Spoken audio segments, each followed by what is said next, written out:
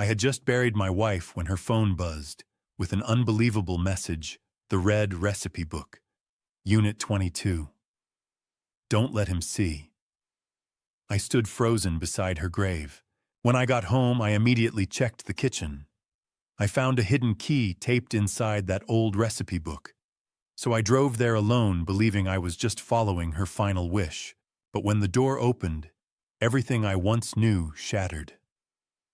The life I believed in turned out to be a lie, and nothing would ever be the same again. Hello, everyone, and thank you sincerely for being here.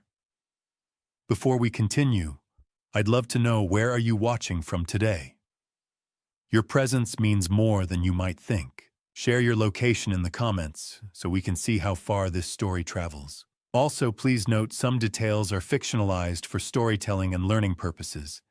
Any resemblance to real people or places is purely coincidental, though the message behind it still matters. The Boston wind didn't just howl. It bit, tearing through my wool coat and chilling the very marrow of my 71-year-old bones as I watched the dark wood of Eleanor's casket disappear under a dusting of January white. I, Thane Garrison, a 71-year-old retired ethics teacher whose sharp eyes and silver hair still carry the authority of 4 decades in the classroom, stood shivering by my wife's open grave. The smell of damp earth and pine needles rose to meet the freezing air, a heavy scent that marked the end of 48 years of shared breakfasts and quiet evenings. Beside me stood my son, Sterling Garrison, 41, in a tailored charcoal suit that cost more than my first car, his eyes tracking the mourners with the professional detachment of a high-stakes lawyer. He was weeping, the tears tracing perfect lines down his face, but I noticed his left hand twitching toward his cuff. He was checking his luxury watch again. It was a performance, a timed display of grief, calibrated for the benefit of the partners from his firm who stood a respectful distance away. Next to him, my granddaughter, Ilara Garrison, 9, clutched a small, stuffed rabbit to her chest, her wide eyes reflecting a world that had suddenly become incomprehensible following her grandmother's death. "Is Grandma sleeping in the dirt?" Ilara asked, her voice small and trembling against the whistling wind that rattled the bare oak branches above us. "It's time to say goodbye." Dad Sterling whispered, his hand firm on my shoulder, his touch feeling more like an executive decision than a gesture of comfort. How many times had I stood in this very spot for others, a dozen, 2 dozen, but the ground never feels the same when it is your own heart being lowered into it. The salt sting of frozen tears burned my cheeks as the minister began the final benediction. Just as the prayer reached its amen, I felt a sharp, rhythmic vibration in my right pocket. It was jarring, a mechanical intrusion into the sanctity of the burial. I reached in, expecting my own phone, but my fingers closed around something smaller. I pulled out Eleanor's old, small smartphone, a device I had personally switched off and tucked into her bedside drawer 3 nights ago. The screen flickered to life, its blue glare blindingly white against the fresh snow on the dark casket wood. The metal was cold, too cold, like holding a piece of the winter itself. A single notification lit up the glass, an alert from a number that wasn't saved in her contacts. The message was brief, demanding, and utterly impossible. "Not here. Walk to the parking lot." Read alone. My breath hitched, a plume of white vapor dissipating in the gale as I realized the sender.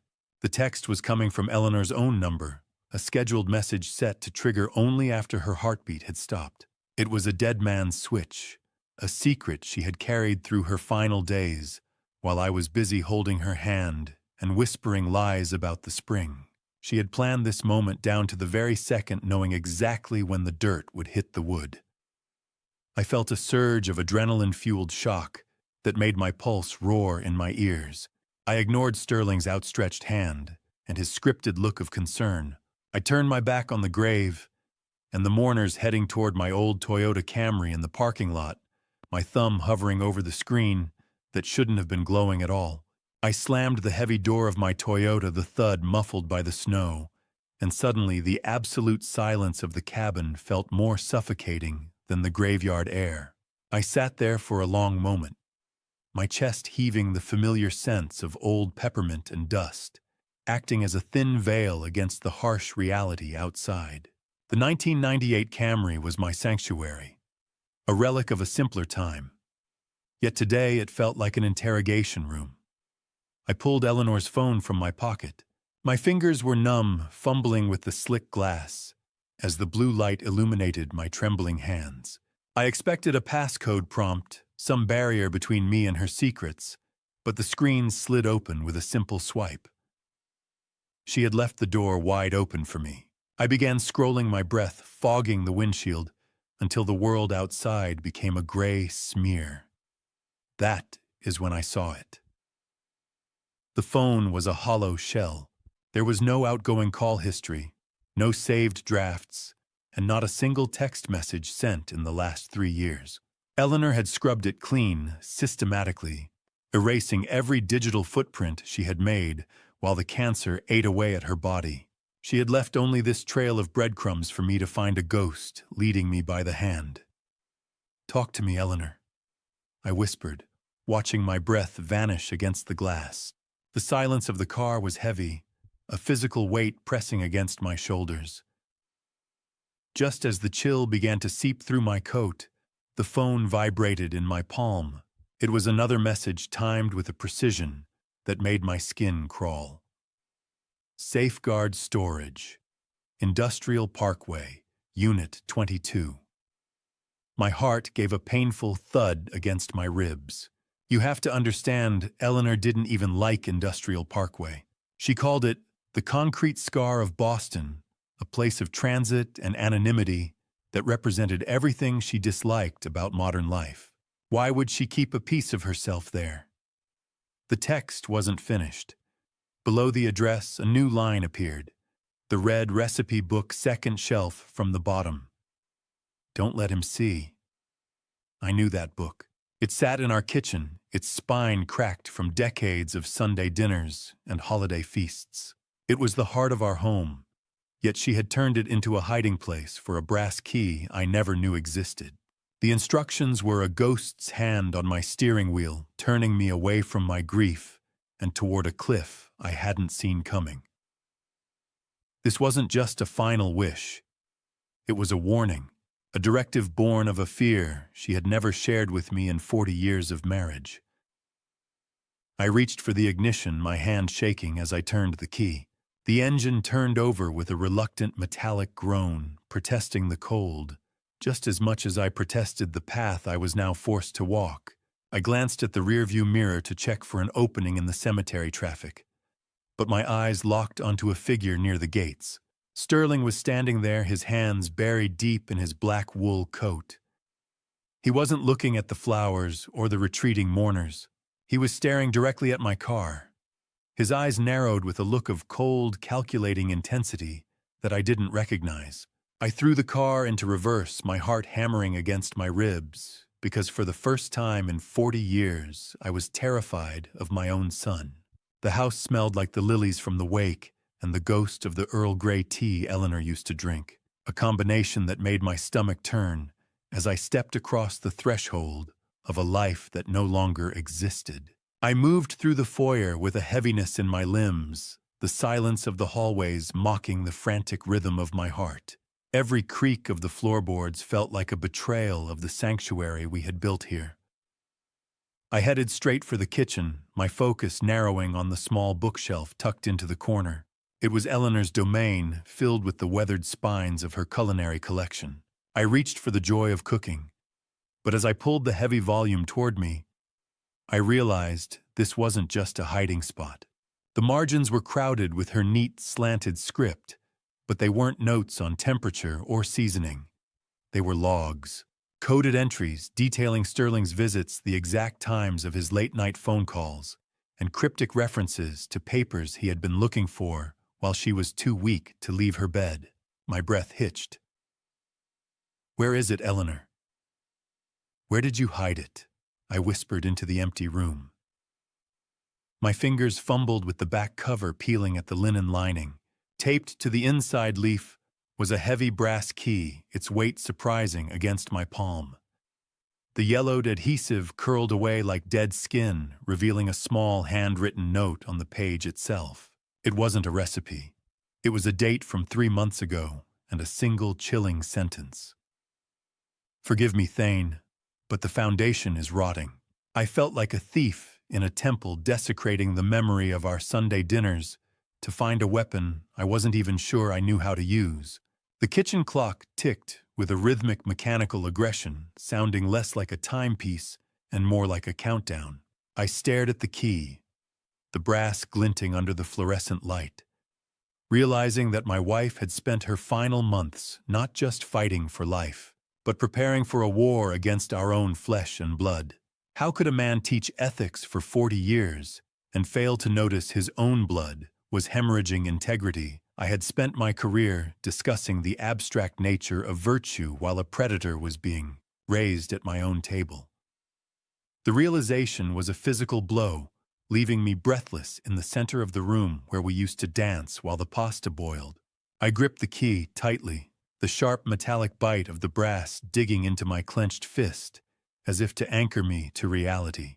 The weight of the secret settled into my marrow, turning my grief into something sharper and more dangerous. I needed to move to hide the evidence of my discovery, but my body felt locked in place by the enormity of her warning. Suddenly, the stillness was shattered by the heavy, rhythmic thud of a car door slamming in the driveway. My blood went cold. I looked at the clock. It was far too early for the others to be back. I peered through the slats of the kitchen blinds and saw the black sedan. Sterling. He had followed me home, moving with a purposeful stride that told me he wasn't here to offer comfort. The front door lock clicked, and I shoved the red book back onto the shelf, the brass key digging into the palm of my hand like a hot coal as my son's footsteps echoed in the hallway. The safeguard storage gate didn't just slide open. It groaned like a rusted secret being dragged into the gray light of a Boston dawn.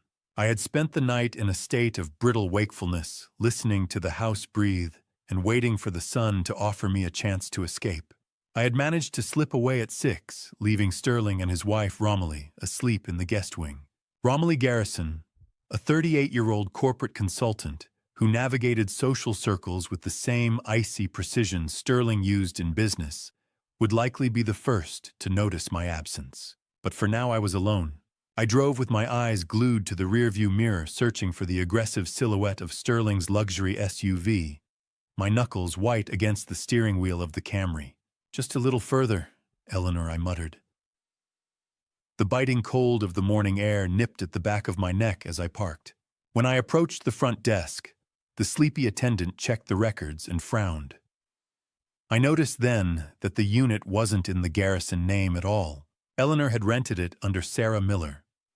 Her maiden name, a detail I hadn't seen her use in 40 years. It was a calculated move to ensure that no one, especially not her own son, with his penchant for digital surveillance and paper trails, could ever track it through family records. My wife had been a ghost in her own life, long before she actually passed. I followed the yellow lines on the floor toward the back of the facility. The corridor smelled of damp concrete and stagnant air, a heavy metallic scent that seemed to cling to my lungs. Stop. I held my breath, listening. Was that a footstep behind me? Or just the building settling into its own misery? I weighted my heart, hammering a frantic rhythm against my ribs. But the only sound was the low hum of a distant heater and the rhythmic flickering of a single overhead fluorescent bulb. I reached Unit 22. The smooth brass key felt warm against my calloused thumb, a stark contrast to the freezing padlock it was meant for. I slid the key home and turned. The lock yielded with a snap that echoed through the empty hallway. I gripped the handle of the rolling door and heaved upward. The metallic screech was deafening, a thunderous clatter that felt like a gunshot in the quiet facility. As the door settled into the rafters, it revealed a small, clean space The unit was a tomb, not for a body, but for the version of my son I had spent 41 years believing in. In the center of the concrete floor sat a simple folding chair holding a tablet and 4 banker's boxes stacked neatly beside it. I stepped inside the shadows, stretching long and thin behind me. Resting on top of the box labeled "The Truth About Sterling" was a small, fresh sprig of rosemary. It was Eleanor's favorite symbol for remembrance, and it hadn't completely withered yet. The edges were still supple, suggesting she had visited this very unit only days before the cancer finally pinned her to her bed.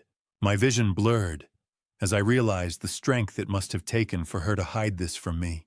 I reached for the lid of the first box, my name written in Eleanor's elegant, steady hand, but my fingers froze as a low electronic beep emitted from the old tablet beside it. The blue light of the tablet sliced through the shadows of Unit 22, casting my own shaking reflection against the cold steel walls, a ghost looking at a ghost. I reached out and tapped the center of the screen, my heart hammering a rhythm of pure dread. The static hiss of the tablet audio preceded an image that almost broke me. It was Eleanor sitting in her sun-drenched study just months ago. She looked pale but resolute, her eyes carrying a clarity that I had mistaken for peaceful acceptance. "Thane, I'm so sorry I had to leave you with this," she said, her voice a phantom warmth against the freezing unit air. "I hid it because I wanted our last months to be about us, not about the monster our son has become." Suddenly, the video flickered. In the background, the door to the study opened. I watched paralyzed as Sterling stepped into the frame.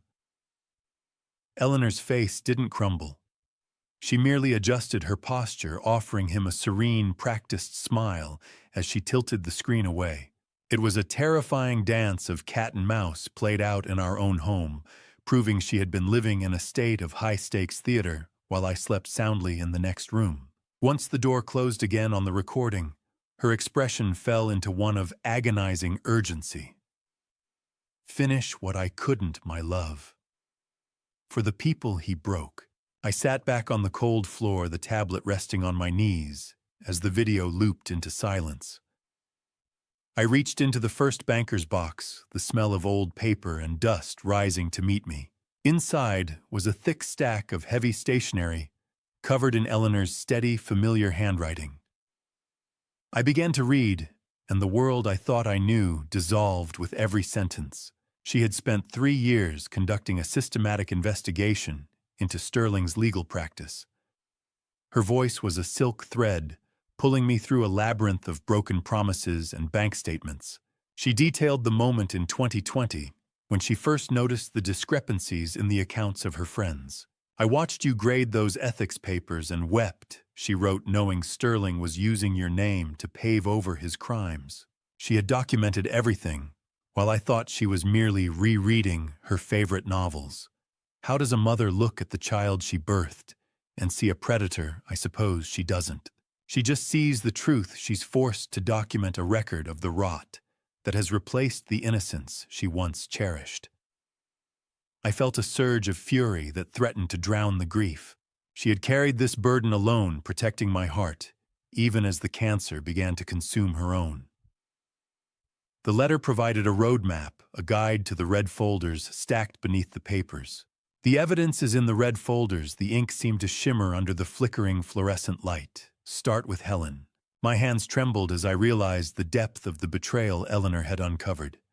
Sterling hadn't just stumbled into financial misconduct. He had been predatory from the start. He explicitly targeted Eleanor's own social circle, using her personal phone book to find his first victims. He had traded on our reputation to ruin those who trusted us most. I dropped the letter as my eyes fell on the first red folder, where a photograph of our best friend Helen Parker was clipped to a document labeled Case 1 Total Asset Liquidation. My hands moved to the red folder, not as a husband anymore, but as a witness to a crime that had begun at my own dinner table. I pulled the red folder toward me, the cardboard scraping against the folding chair like a blade on bone, and stared at Helen Parker's smiling face in a photo taken at our last New Year's Eve party. She looked so safe, then surrounded by people she considered family. I opened the file, the paper snapping under my touch, with an aggressive sharpness in the ink-scented cold of the storage unit. The top document was a contract for the Sunrise Senior Living Community Project in New Hampshire. It was a masterpiece of legal deception, promising a secure investment for Helen's $280,000 retirement fund. As I flipped through the pages, a slip of paper fell out, a carbon copy of a check. I felt the metallic taste of bile in my throat as I realized the date coincided with a luxury watch purchase. Sterling had used $15,000 of Helen's stolen life savings to buy the very Patek Philippe I had admired on his wrist at the funeral yesterday. The betrayal was layered, a grotesque cake of greed. I found the eviction notice Helen had been served from her previous home, dated the 14th of October. That was a Tuesday. Sterling had been dining at our house that very night, sipping my 20-year-old scotch and leaning back in his chair with a satisfied sigh. A great success for my client, he had told me then, while Helen was losing the roof over her head. Do you know what $280,000 looks like when it is just ink on a page? It looks like nothing. But when it is a widow's future, it looks like a death sentence. It is the difference between a warm bed and a cold sidewalk, between dignity and despair. I watched the rhythmic thumping of my own pulse in the veins of my hand, wondering how I could have been so blind to the shark circling our own pool. I dug deeper, finding internal memos from Sterling and associates. They were never meant to be seen by outside eyes. The language was clinical, devoid of any human empathy. Sterling had written a note to a developer named Gregory Walsh, a man whose reputation in the Boston real estate market was as polished as it was predatory. Walsh, the Parker assets are clear. Move to the next target. The efficiency of the instruction was chilling. My son had not just made a mistake. He had hunted a family friend with the cold precision of a ledger keeper. My name. He used my name to open the door, and then he stripped the house bare. It was the ultimate exploitation of trust. I turned the final page and found a small yellow sticky note in Eleanor's unmistakable handwriting. It was the final blow to my spirit. It revealed that Helen Parker had only reached out to Sterling for financial help because I had recommended him to her as the most honest man in Boston. I had been the bridge he used to cross over and burn her life to the ground. I closed the folder, my vision blurring with a heat that was not from the unit's lack of insulation, and realized that Helen was just the beginning. There were 19 more folders waiting in the dark. I didn't reach for the second box immediately. I had to lean against the corrugated metal wall of Unit 22 until the world stopped spinning and the bile in my throat retreated. The smell of cold, damp paper clung to the stagnant air, filling my lungs with the scent of long-buried deceits. When I finally found the strength to pull the second banker's box toward the center of the unit, the weight of it felt monumental. Inside, I found a meticulously organized ledger Eleanor had created during her final years. It was a harvest of misery, a list of names and lives reduced to ink on a page. I recognized them all. Thomas Warren, $220,000. I whispered, my voice cracking in the hollow space. He was a retired history teacher who had attended our 4th of July barbecues for a decade.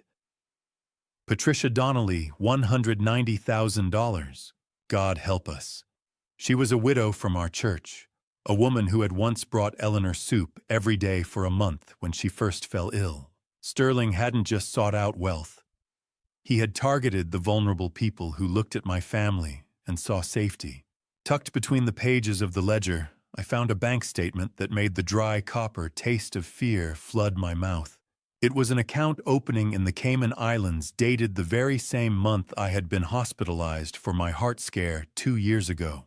While I was lying in a hospital bed, wondering if I would see another Christmas, my son was building a vault for his stolen treasure. I sat on the small folding chair, the blinding white of the tablet screen, providing a harsh clinical glow in the dark unit. I pulled out a small notepad and began the rhythmic clicking of the calculator buttons, my fingers moving with a numb, mechanical precision. Eleanor had highlighted the consultation services Sterling charged for his legal guidance, a commission that totaled over $420,000. Do you know how long it takes an honest man to save $200,000, a lifetime of grading papers and skipping vacations? My son stole it in a single afternoon lunch, all while smiling across the table at people who called him by his first name. As I added the final figures, the sound of blood rushing in my ears became a dull roar. The grand total was staggering. $3,700,000.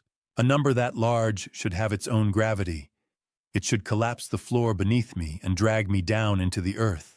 It was a sum of money that represented dozens of stolen retirements, houses lost, and legacies erased.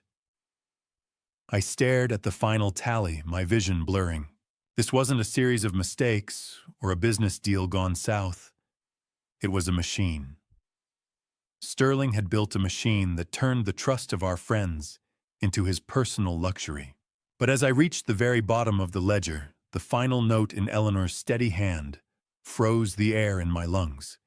There was a pending transaction dated for the end of this month. It was for my own pension fund, the sum of my 40 years at the university. I realized then that my son wasn't just a thief who had betrayed our friends. He was a scavenger waiting for me to die. He was weeks away from siphoning my own life savings into the dark. I stared at the pending transfer from my own account, the ink still fresh in Eleanor's notes, and realized my son wasn't just a thief. He was a scavenger waiting for me to die. The tablet sat on the folding chair like a ticking bomb, and I knew the next file would be the one that finally broke me. The tablet screen flickered to life, its blue glare reflecting off my glasses like a digital interrogation, illuminating a file labeled Client Seminar. October 2021. I hesitated, the stale smell of the storage facility mixing with the ozone of the screen before tapping the play button. The video was grainy, and the camera work was shaky, clearly the effort of an amateur. As the frame stabilized, I realized the perspective was from the back of a crowded room. A woman's hand briefly adjusted the lens, and I saw the edge of a cheap synthetic wig. My heart stopped. Eleanor had been there disguised in a wig and sunglasses, documenting her own son's lies, while I thought she was home resting.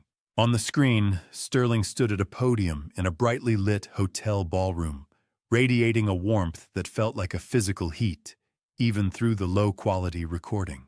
My father, Thane Garrison, spent 40 years teaching the youth of Boston that honor is the only currency that doesn't depreciate. Sterling said, his voice smooth and paternal. He clicked a remote, and a projected slide appeared behind him. It was a photo of Eleanor and me at our 40th anniversary, laughing and holding glasses of champagne. I carry that same honor into every real estate investment I vet for you. He didn't just steal their money. He stole my name. He stripped the skin off my career and wore it like a costume to lure the innocent toward the blade. I watched him pace the stage with a polished, insincere smile, using our love as a marketing tool for a scam that would leave our oldest friends in ruin. The camera panned slowly across the audience. I saw them all. Helen Parker was in the front row, looking at Sterling with a grandmotherly pride that made me feel physically ill. Beside her sat Thomas Warren, nodding along as Sterling spoke about legacy and security. We're doing this for our grandkids. Sterling Helen's voice drifted toward the microphone during a question period. We know we can trust a Garrison. The sound of polite, rhythmic applause echoed in the small unit, a hollow, mocking sound that felt like it was drumming against my skull. The hotel ballroom was a slaughterhouse, and Sterling was the butcher using my ethics textbook to sharpen his knives. I watched the exact moment these people began signing the documents on their tables, their pens moving with a trust I had spent decades cultivating. They weren't just sold an investment. They were sold me. As the video continued, the camera panned toward the wings of the stage. Standing there was a man I hadn't seen in years. Corbin Mercer, a 45-year-old former private investigator, turned corporate fixer known for his predatory efficiency and a relationship with the law that was purely transactional. He stood in the shadows as Sterling's security, his eyes vetting the crowd for potential dissenters with a predatory stillness. The magnitude of the violation was a deep moral injury, a weight that threatened to crush the very foundation of who I was. The video cut to black, and in the reflection of the screen, I saw the ghost of the man I thought I was shattered into 20 folders of ruin. I shoved the tablet aside, the plastic clattering against the concrete, and reached for the final stack of papers with hands that felt like they belonged to a dead man. The air in Unit 22 was thin and frigid, tasting of ash and the stale scent of industrial dust.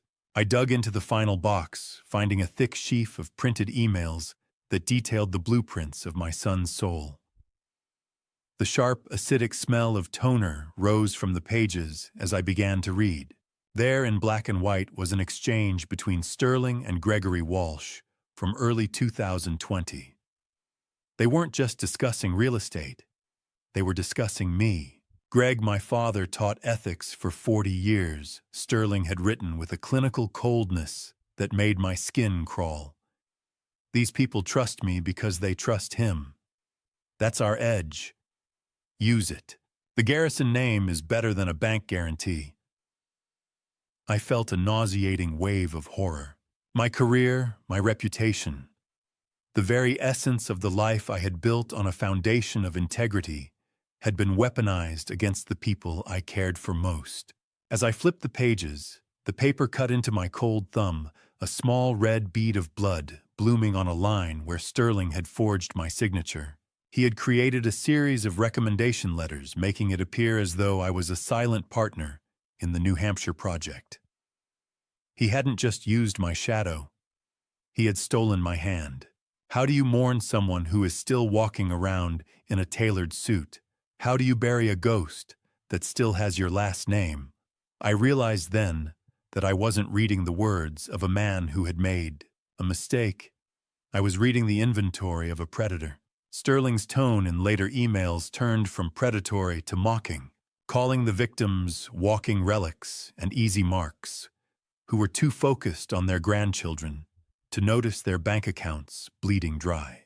The boy I had raised with stories of honor and duty, the child I had coached and comforted, was nowhere in these pages. I didn't lose a son today. I whispered into the freezing air, my breath a fleeting ghost. I found out I never had one. I stood up, and my knees popped in the silence of the unit. The sound was like a gavel striking a bench, a final judgment on the man my son had become. I read the very last page, and the finality of it nearly brought me to my knees. Sterling had already drafted a contingency plan in case an investigation ever gained traction. He planned to blame the clerical errors on Eleanor, citing her cognitive decline and the stress of her cancer as the reason for the missing funds. He was going to use his dying mother as a tragic scapegoat to cover his own tracks. I gathered the folders, stacking them with a grim, mechanical precision. I stepped out of the unit into the blinding, flat Boston winter light. My eyes ached, but my mind was clearer than it had been in years. I began loading the boxes into the Camry, the weight of the paper forcing the suspension to groan under the burden of the truth. I slammed the trunk with a sound of finality that echoed across the empty parking lot. I realized that to save Eleanor's soul and restore the lives of the people we loved, I was going to have to destroy our son. The house felt different when I walked through the door, less like a home and more like a crime scene, waiting for the yellow tape to be stretched across the memories of our Sunday dinners. The drive home had been silent, the heater blowing hot, dry air that couldn't touch the frost in my chest. I carried the heavy banker's boxes into my study, the wood-paneled room where I had spent 40 years grading ethics papers and debating the nuances of moral philosophy. Now the stacks of paper felt like indictment. I cleared my desk of the funeral sympathy cards, thick, expensive, and utterly useless pieces of cardstock that smelled faintly of the perfume of neighbors I barely knew. In their place, I began to arrange Eleanor's red and blue folders. I found a digital recorder tucked into a hidden flap of the first box. When I pressed play, a voice I loved whispered through the room, followed by the oily, persuasive tones of my son. He was trying to convince Eleanor to sign over my power of attorney while I was still sedated in the hospital after my heart scare. First the red files, then the blue. I whispered, reciting Eleanor's instructions like a prayer. My hands were steady, but my mind was a storm.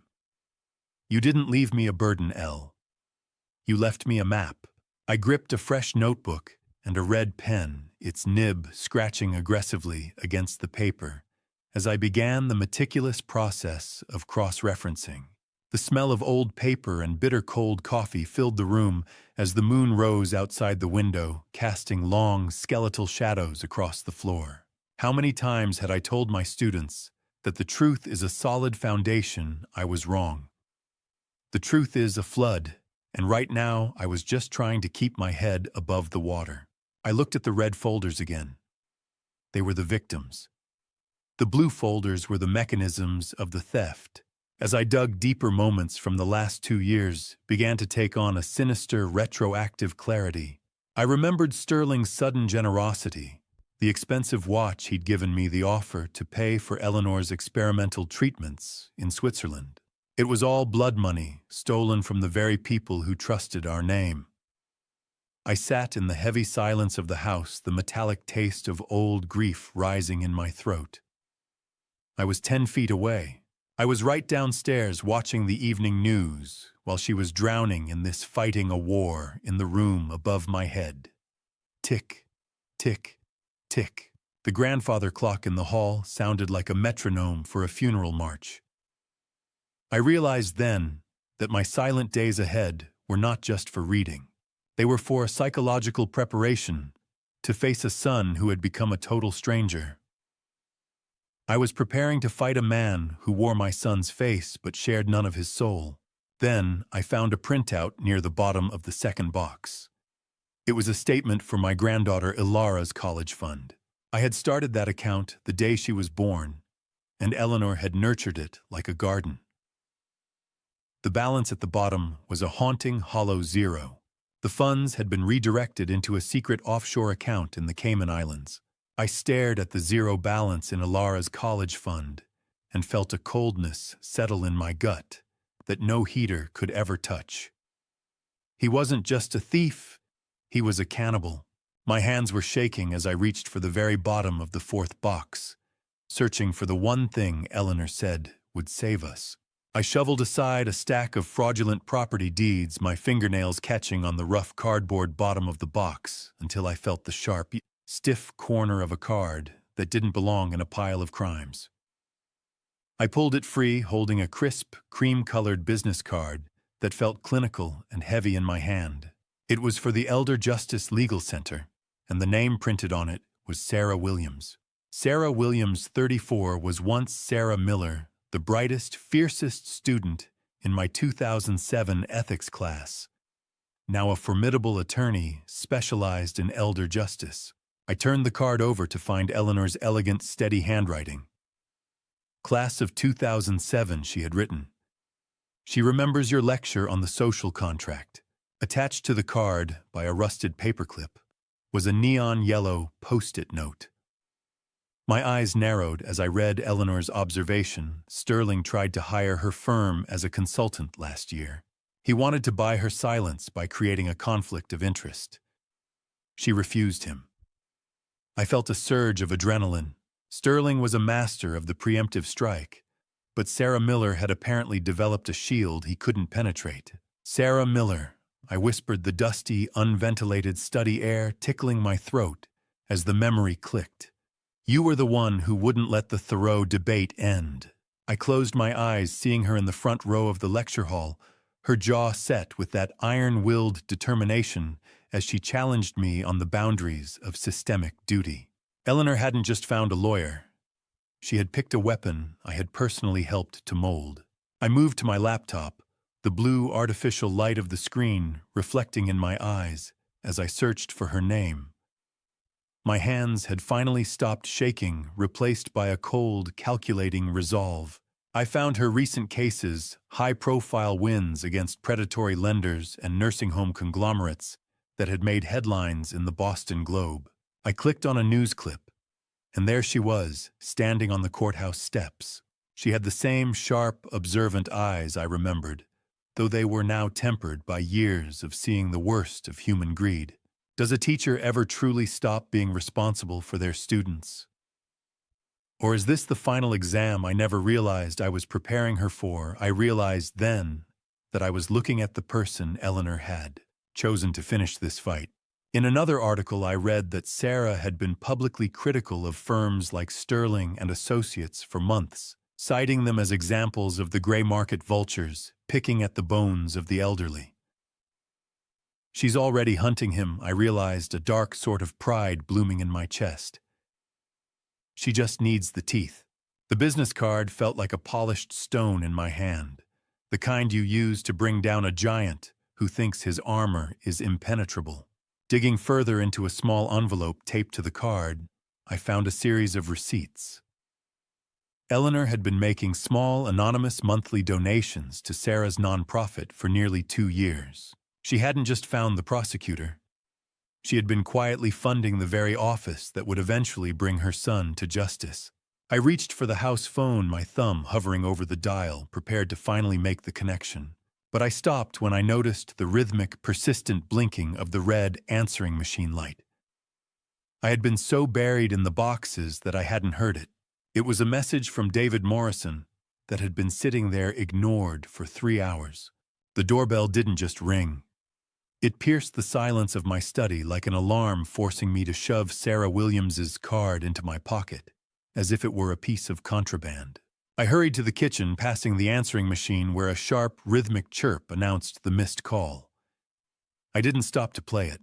Instead, I opened the front door to find David Morrison, 70, my best friend, and a fellow retired teacher from Boston Lincoln High, who walked in with the heavy gait of a man who had shared every one of my burdens for half a century. The smell of winter dampness and wood smoke clung to his wool coat as he stepped into the foyer. I was so exhausted, so frayed by 3 days of staring into the abyss of Sterling's greed, that I didn't question why he had arrived unannounced. I found out later that Sterling had called him earlier, playing the part of the devoted, concerned son.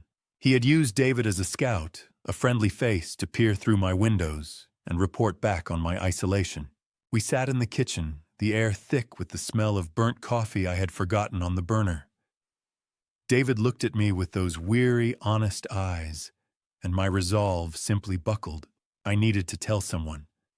Eleanor didn't just leave a will, David, I said, my voice barely a rasp. She left a dossier. Sterling, he's in deep. I mentioned the red folders, the offshore accounts, the systematic harvest of our own friends' lives. I thought I was talking to a brother in arms. David squeezed my shoulder, his face pale. Robert, you look like a man who hasn't slept since the burial. Be careful what you dig up. Some things are better left in the ground.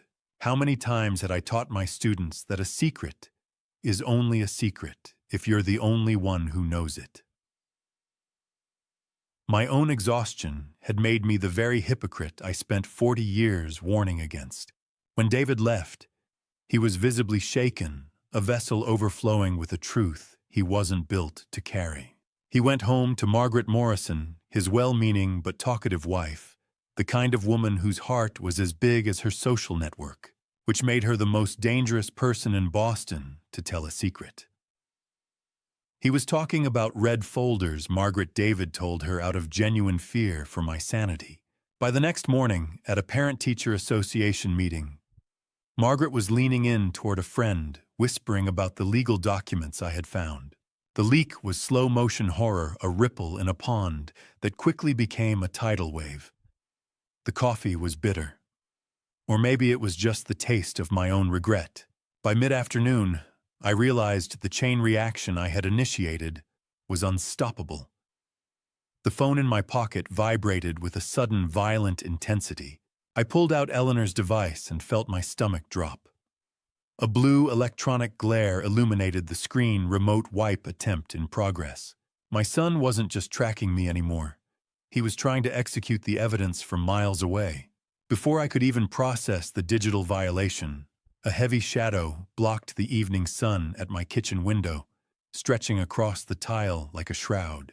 A car was idling in the driveway, the low rumble vibrating through the floorboards. I looked up and saw the silhouette. Sterling was back standing on the porch, and he wasn't knocking this time. He was already fitting a key into the lock. I shoved Eleanor's phone into the space behind the toaster, my heart doing a frantic tap dance against my ribs as the back door handle began to turn. The back door didn't just open. It yielded to Sterling's key with a proprietary click that reminded me with sickening clarity that I had given him that spare 10 years ago, in a moment of fatherly trust. He stepped into the warm kitchen, bringing with him a gust of winter air and the sharp, clinical scent of expensive cold cologne. His face was a mask of strained affection, his eyes darting toward the counter where I usually kept my mail. "Dad, David is worried. I'm worried," he began, his voice dipping into that low, practiced timbre he used for grieving clients. "I heard you were obsessing over some old paperwork. I saw you trying to access Mom's phone, and I'll admit I initiated that remote wipe. I was protecting her privacy.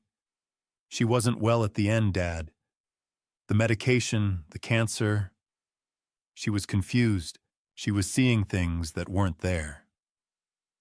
I stood by the island, my knuckles turning white as I gripped the granite edge. The metallic taste of fear-induced dry mouth made it hard to swallow, but my voice remained steady.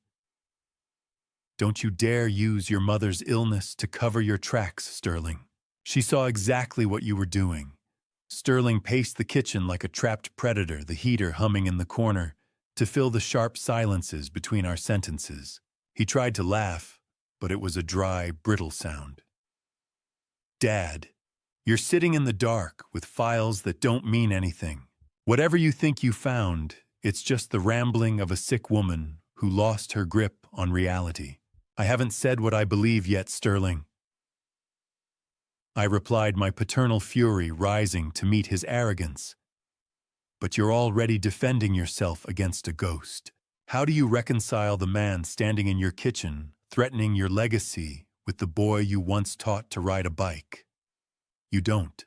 You realize the bike was just the first thing he learned to ride away from you on. I know about the offshore accounts in the Cayman Islands. I know you were weeks away from siphoning my own pension."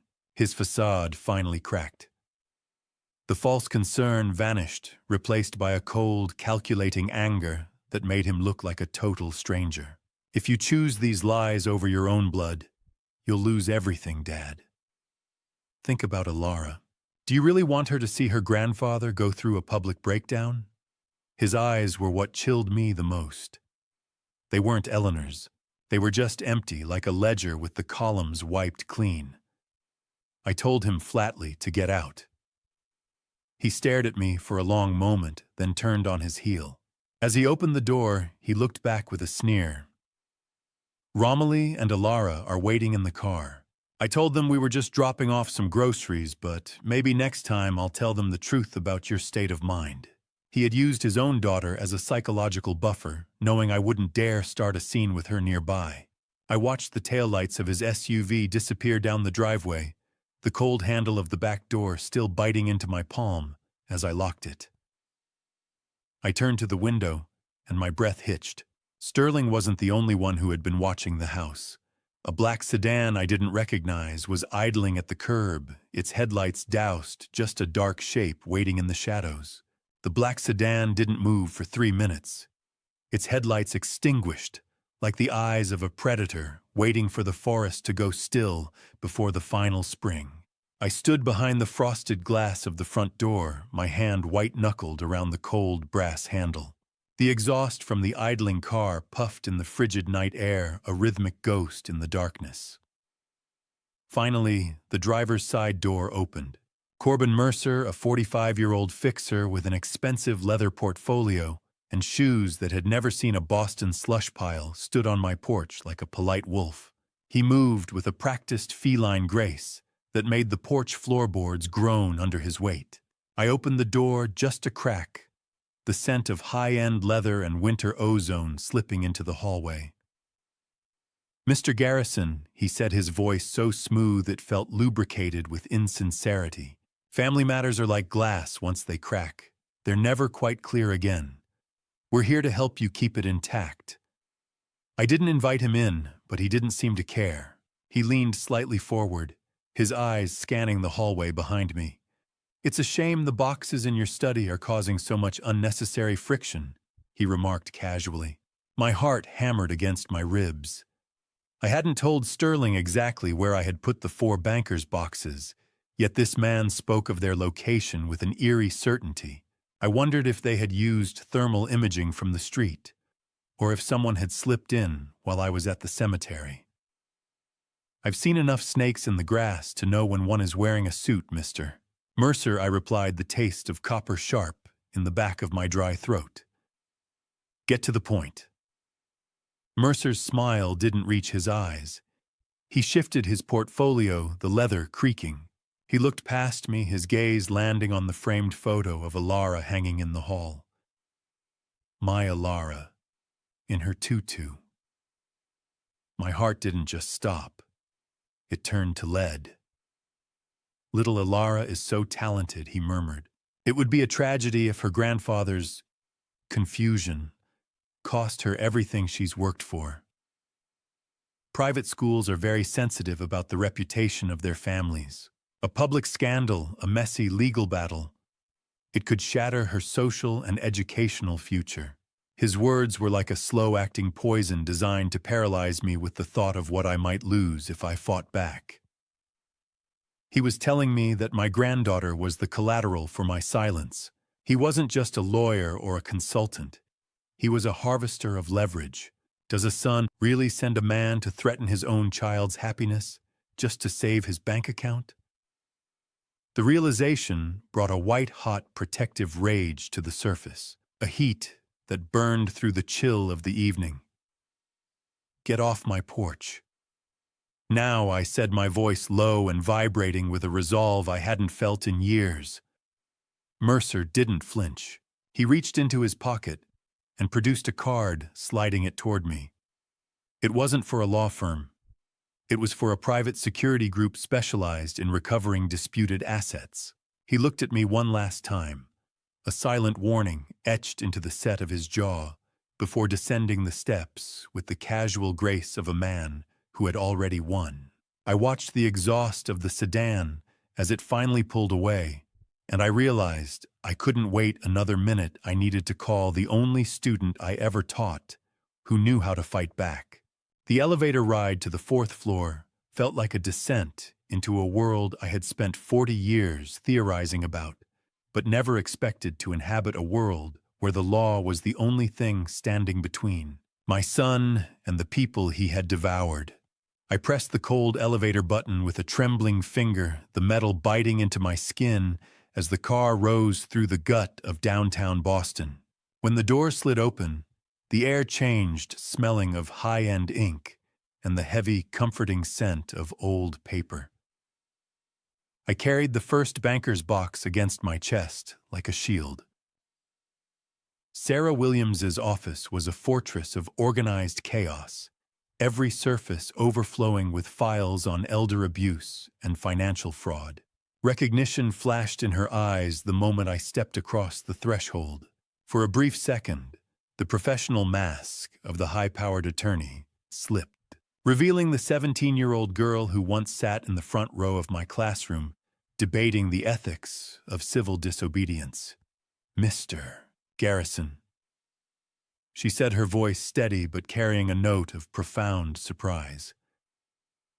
"I've been following the Sterling and Associates cases for 18 months. I just didn't expect the help to come from inside the house."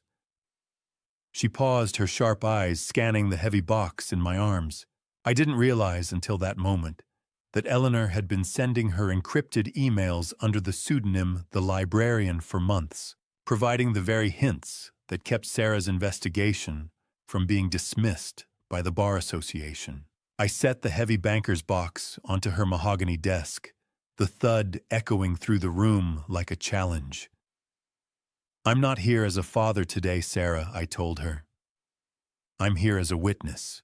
We shared a heavy moment of silence, the weight of the betrayal sitting between us like a physical presence. You remember those movies where the hero finds the secret microfilm? This was better.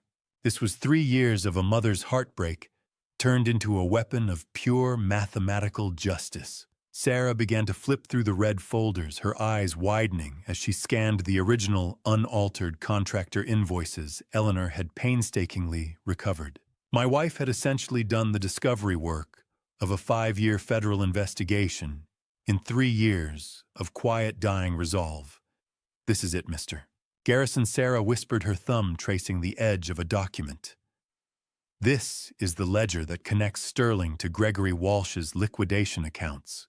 We had been stalled because he successfully lost the paper trail through shell companies. But this is the missing link." She looked at me not as her teacher, but as her client. The world tilted a little further. The sound of a pen clicking with finality punctuated her realization. Eleanor wasn't just hiding. She was hunting. She was brilliant, Sarah added, professional awe softening her gaze. I nodded slowly, the gravity of it all pressing down on me. "She was protecting us," I said. "Now we protect the others."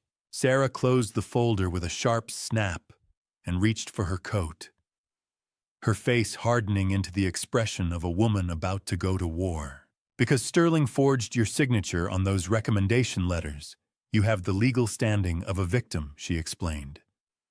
"We can initiate an immediate freeze on the firm's domestic assets. It's a move he won't see coming."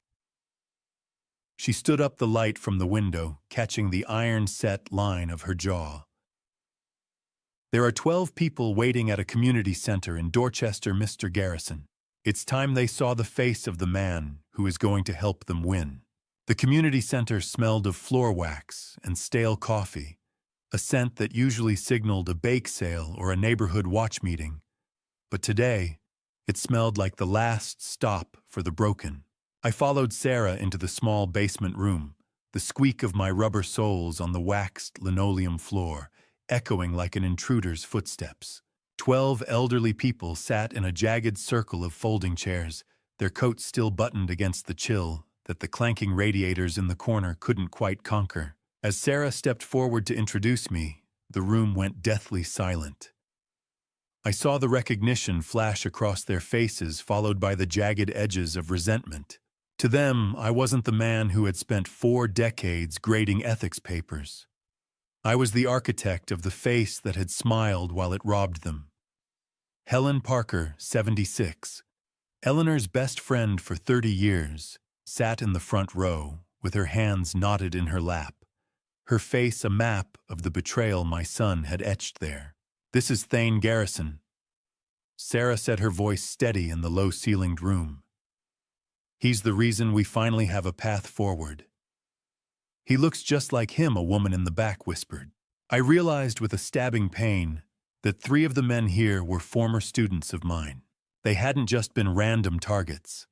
They had specifically sought out Sterling and Associates because they believed a Garrison would always do the right thing. I stood there absorbing their silent accusations, feeling the rough texture of my wool coat as my own hands trembled. Have you ever seen the eyes of a veteran who has lost his home? It's not anger, you see. It's a hollow, echoing sort of bewilderment that makes you want to tear the world apart to fix it. I looked at Thomas Warren, an 81-year-old Korean War veteran, and my student from the early 1960s, who stood with a ramrod-straight spine that defied the weight of his losses. I didn't come here as a grieving husband or a father looking for an excuse. I began my voice, finally finding its center. I came here because my son weaponized my life's work to rob you, I can't give you back the years of peace he stole, but I can promise you this. I will be the last person he ever lies to." I didn't blink. I couldn't. I owed them every second of my undivided attention. I saw Thomas Warren's liver-spotted hands tighten on the back of a chair. "You taught me honor in 1964, Mr. Garrison," he said, his voice gravelly but firm. "I think it's time we taught it to your son." The room shifted, then the collective breath of a dozen people releasing, as the air of victimhood transformed into a unified force of witnesses. I promised them the evidence was secure, and that Sterling's career would be the price for their restoration. As I made my way toward the door, Helen Parker pulled me aside, her eyes wide with a new kind of fear. "Thane, wait," she whispered. "Sterling came to my apartment 2 days ago. He tried to make me sign a non-disclosure agreement. He offered me a pittance of my savings back if I promised to stay quiet about the New Hampshire project. He told me it was my only chance." I walked out into the biting Dorchester air, the weight of 12 lives pressing against my chest, and realized that Sterling wasn't just hiding money anymore. He was actively hunting the witnesses. The drive to the Boston Globe building was a blur of gray slush, and the burning realization that every minute those boxes stayed in my car was another minute Sterling could destroy them. I gripped the steering wheel of the Camry so hard, my knuckles felt like they were going to burst through the skin, my eyes darting to every black sedan that merged into my lane on the way to Congress Street. The weight of Eleanor's legacy sat heavy in the passenger seat, 4 banker's boxes that held the power to dismantle an empire built on lies. I navigated the dirty slush of the city streets, tasting the stale air and adrenaline of a man who had finally reached his point of no return. When I pulled into the parking area, Sarah was already there, waiting near the entrance with a man who looked like he had been carved out of newsprint and deadline pressure. Michael Rodriguez, an investigative reporter for the Boston Globe in his early 50s, had eyes that looked like they had seen every lie in the city and had stopped being surprised by them a long time ago. We didn't waste time on pleasantries. I hauled the boxes into the newsroom, a hive of controlled chaos that smelled of industrial carpet and the ozone of 100 humming computers. "Mr. Garrison, I've been chasing Sterling's shadows for 8 months. Michael said, his voice low and gravelly as we moved toward a private conference room. "I hear you brought the light." I set the first box down with a heavy thud. "I brought the ledger of his soul, Mr. Rodriguez. I hope your ink is permanent." Michael revealed that he already had a whistleblower from Sterling's firm, a junior associate who had seen too much, but that person had been too terrified to go on the record without physical corroboration. My presence and Eleanor's meticulous files provided the shield they needed. You'd think a newsroom would be loud like in the old movies. It's not. It's a quiet, humming sort of tension, like the sound a hornet makes right before it decides to sting. I watched as Michael began scanning the documents, his professional detachment slowly melting into a focused, predatory intensity. The sound of a digital camera shutter clicking rapidly filled the small room as he preserved the evidence Eleanor had died protecting. He looked up at me, his face grim. "You understand, this will end his career, possibly his freedom. He ended those things himself when he started stealing from veterans." I replied, my voice calm but as hard as granite. "I'm just providing the period at the end of his sentence. 5 days. Michael needed 5 days to verify the signatures and cross-reference the offshore wire transfers. It felt like he was asking me to hold my breath for a week. As he flipped through the final folder, Michael froze, pointing to a recurring line item. He spotted a series of payments to a private security firm, the same one Corbin Mercer belonged to. Sterling hadn't just been stealing. He had been using the victims' own retirement funds to pay for the goons who were now intimidating them. The betrayal was circular, a snake eating its own tail. I left the newsroom feeling a strange, cold lightness in my hands, having handed over the ammunition for the coming war. I walked out of the Globe building and into the biting wind. But as I reached for my car keys, I noticed a small white envelope tucked under my windshield wiper. There was no stamp, just my name, written in a handwriting I didn't recognize, the paper fluttering against the glass like a warning. The paper of the envelope was cheap, the kind you buy in bulk at a pharmacy, but the words inside were typed with a cold, mechanical precision that made the hair on my arms stand up. Loyalty is a two-way street, Thane. Don't drive off a cliff. I stood frozen in the Congress Street parking lot, the wind whipping the edges of the note against my thumb. I looked around, my eyes darting from the shadows of the concrete pillars to the tinted windows of passing SUVs. He wasn't even hiding it anymore. Sterling was watching me, tracking my every move through the city, like I was a mark he was preparing to liquidate. I climbed into my Toyota Camry, but before I started the engine, I felt a sudden sharp instinct to check the wheel well. My fingers brushed against a small magnetic plastic case tucked into the undercarriage. A GPS tracker. Corbin Mercer had been following me to every secret meeting with Sarah and Michael, documenting the very betrayal I was trying to keep in the shadows. I ripped the device free and crushed it under my heel, the plastic snapping with a satisfying crunch. I retreated to my home, locking every door and window, as if the deadbolts could keep out the rot Sterling had introduced to our name. For 5 days, the house became a tomb of my own making. The dry, stale taste of a house that hasn't been aired out in days coated my tongue, a reminder of my isolation. The phone rang incessantly, the jarring electric shrill echoing off the walls of the kitchen. Sterling called. Romilly called. I watched their names flash on the screen and let the silence take them. I spent the long hours staring at my wedding photo, writing a letter to Alara that I wasn't sure I would ever have the courage to send. "I'm doing this for your future, Alara," I wrote, my pen shaking.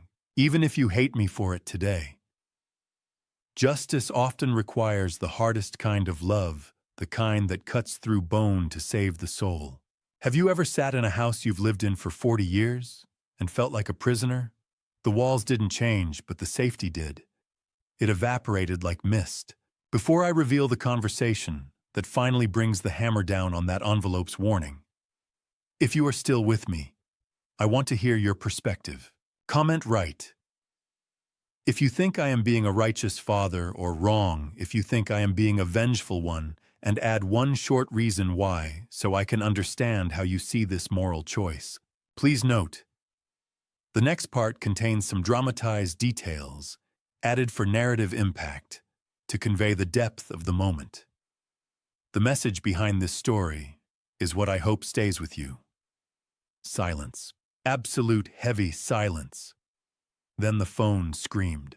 I sat in the dark kitchen. The blue, hypnotic flicker of the computer monitor, the only light in the room as rain tapped rhythmically against the glass. It was 6 a.m. I picked up the receiver, my sweaty palm sliding against the cold plastic. It was Michael Rodriguez. "It's done, Mr. Garrison," he said, his voice carrying the weight of a man who hadn't slept. "We go live in 1 hour."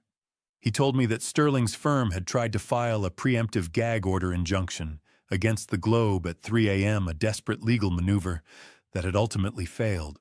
The verification was complete. "God help us all, Michael," I whispered. I sat at the kitchen table with my finger hovering over the refresh button on the Globe's website, knowing that in 60 minutes, the son I raised would become the man I destroyed. The clock on the microwave hit 7 a.m., and as I clicked refresh, the digital world didn't just wake up. It caught fire, incinerating 41 years of my son's carefully crafted lies in a single, high-definition headline. The blue electronic hum of the laptop seemed to grow louder as the Boston Globe homepage loaded. There it was, dominating the screen, respected educator's son, accused of defrauding elderly clients. Evidence compiled by late wife. I scanned the sharp clinical prose of Michael Rodriguez. He had laid it all bare, from the $3.7 million theft to the calculated weaponization of the Garrison name.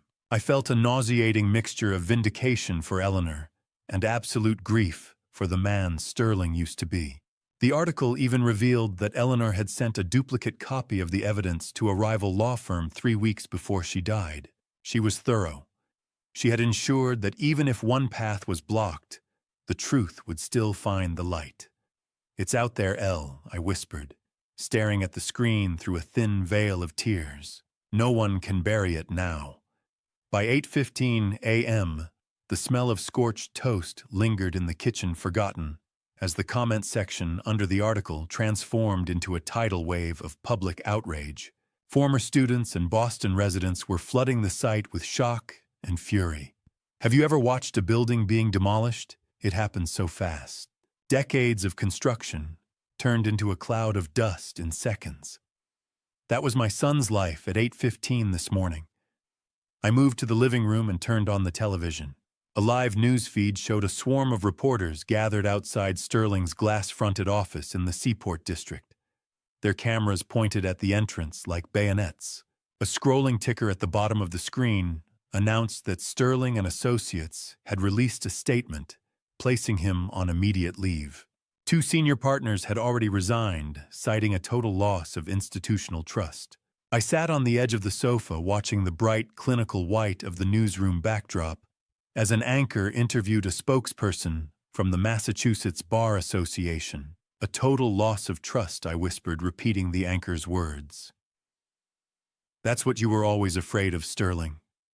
Not the crime, but the being caught." The phone on the counter began to vibrate with aggressive persistence. Then the landline. Then the laptop chimed. The world was screaming for an answer I wasn't ready to give. The FBI and the Bar Association issued a joint statement confirming formal investigations. The collapse was absolute.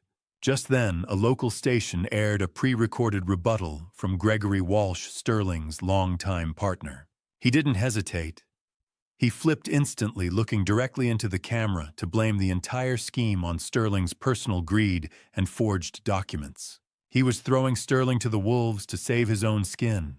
I looked at the screen as the Bar Association announced a permanent ethics inquiry, but my breath hitched when a car door slammed in my driveway with a violent, echoing thud. I looked through the blinds. It wasn't the black sedan this time.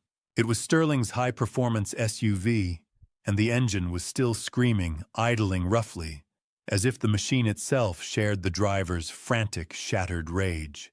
I stood my ground, my heart hammering against my ribs, as I realized the polite portion of this tragedy had officially ended. The back door didn't just open. It slammed against the radiator with a violence that rattled the copper pipes throughout the house. And there stood Sterling, his silk tie loosened like a noose, and his eyes wild with the frantic energy of a cornered animal. The sound of the key in the lock wasn't tentative this time. It was a violent metallic intrusion that announced the end of any civility. I stood by the kitchen island, watching him storm into the room, smelling the sour tang of his sweat, mixed with the scent of stale, cold coffee. His face, usually so perfectly composed for the courtrooms and cameras, was a mess of jagged lines, a bead of sweat tracing a path through the light makeup he had applied to hide his lack of sleep. "You chose them, Dad." He screamed, his voice cracking as it hit the low ceiling. "You chose those relics over me. You just burned Ilara's future to the ground. You've destroyed everything!" I stood my ground, absorbing the impact of his words, while the floorboards beneath my feet seemed to vibrate with his pacing. I didn't tell him that Romilly had already called me sobbing as she packed her bags to take Ilara to her sister's house, her personal world collapsing even faster than the firm in the Seaport district. My son was a hollowed-out tree, and the first strong wind of consequence was finally bringing him down. "No, Sterling," I said, my voice low and steady. "I chose the truth. You're the one who provided the matches. I haven't done anything but honor your mother's final wish. She spent her last days documenting your crimes because she loved you enough to want you stopped. Have you ever heard the sound of a man's soul breaking? It's not a snap. It's a high, thin whine like wind through a cracked window. Sterling's narcissism was so complete that he couldn't even see the wreckage he had caused for others. He only saw the loss of his own standing. He lunged across the kitchen, reaching for my pocket, as if he could somehow claw back the original phone or the folders. I didn't flinch. I was a mountain, and he was just a storm that had run out of rain. The FBI has the originals, Sterling. The Globe is already printing the second part. The game is over. His rage hit a wall, and then it simply crumbled into a pathetic, whimpering plea. "Dad, please. If you just say you found them in her trash, that she was confused. I can fix this. We can say the medications made her see shadows where there were none. I taught ethics for 40 years, Sterling. I won't start lying now to save a thief." I turned my back on him, then the silence of the house thick enough to choke on. Sterling's silk-clothed frame seemed to shrink under the weight of my judgment, and for a fleeting second, I saw the boy I had failed to really know. He stumbled back toward the door, his movements disjointed. As he fumbled with his car keys, he accidentally dropped a burner phone onto the floor, the device sliding across the tile with a light clatter. I watched him slam the back door with finality, but my eyes stayed glued to the burner phone on the floor. The screen still glowing with a recent text from Gregory Walsh threatening to kill Sterling if he spoke to the FBI. The burner phone sat on my kitchen table like a live grenade, its rhythmic chirping a reminder that while the public scandal was peaking, the real danger was just beginning to crawl out from the shadows. The silence that followed Sterling's departure was louder than any of his screaming, broken only by that persistent electronic chirp. I didn't touch it with my bare hands. I called Sarah Williams immediately, and within the hour, federal agents were in my kitchen. I watched the grim sound of the FBI evidence bag zipping shut, a sharp plastic finality that felt like the closing of a heavy chapter. Sarah stood by the counter, her expression grim but determined. "He's safer in a cell than on the street." "Sarah," I said, my voice heavy with a new kind of exhaustion. "That's the irony of it. The FBI is tracking Walsh now." "Thane," she told me, placing a hand on my arm. "We're moving into the long game." The entry into that long game was brutal. I soon discovered through Sarah that Sterling hadn't stopped his assault. He was attempting to use Eleanor's medical records to argue she was mentally incompetent, essentially trying to sue his own mother's estate from behind bars to invalidate the evidence she had left for me. It was a final, desperate act of betrayal that hardened the last soft corners of my heart. 8 months is a long time to hold your breath. You eventually forget what it feels like to have lungs that don't burn with the weight of expectation. My home became a fortress of solitude. I spent the spring and the long, tense summer in the garden Eleanor had planted. The tactile sensation of dirt under my fingernails, the only thing that kept me anchored to the earth while the lawyers fought their wars. I didn't lose my friends. I just found out who they never were. The Garrison name became a pariah in the elite circles where we once belonged. But I found solace in the quiet letters of support that arrived from former students. They remembered the ethics teacher. They didn't care about the scandal. I spent my days in a meditative peace waiting as Sarah built a massive civil case to seek restitution for the 20 victims Sterling had devoured. October came with a bite, the same bite Eleanor's voice had when she spoke about justice. The air turned crisp, the smell of damp autumn leaves beginning to coat the streets of Boston. Just days before the trial was set to begin, I received a package. Inside was a single handwritten note from Romilly. It was a confession of her own. She had been cooperating with the FBI for months, providing the passwords to the encrypted files Eleanor couldn't crack. It was the final nail in the coffin. I pulled on the heavy wool suit I hadn't worn since the funeral, the fabric feeling like armor. I exited my car at the courthouse, the blinding flash of news cameras temporarily obscuring my vision as I navigated the steps. I adjusted my tie in the reflection of the courthouse's brass doors, realizing that while Sarah had the files, I was the only person in Boston who could look Sterling in the eye and tell him why he had already lost. The oak doors of courtroom 4B swung shut with a heavy final thud, cutting off the frantic shouts of the press and leaving me in a chamber that smelled of floor wax, old law books, and the impending death of my son's freedom. I took my seat in the gallery, the tactile hardness of the wooden pew under my thighs, providing a grounding reality against the surreal clinical glow of the overhead lights. Blindingly white light reflected off the judge's bench as the morning session commenced. Across the aisle, I could see the back of Sterling's neck. He sat rigid, his expensive suit fitting him like armor. I watched him closely and noticed a chilling detail. His pen was moving rapidly, but he wasn't tracking the legal arguments.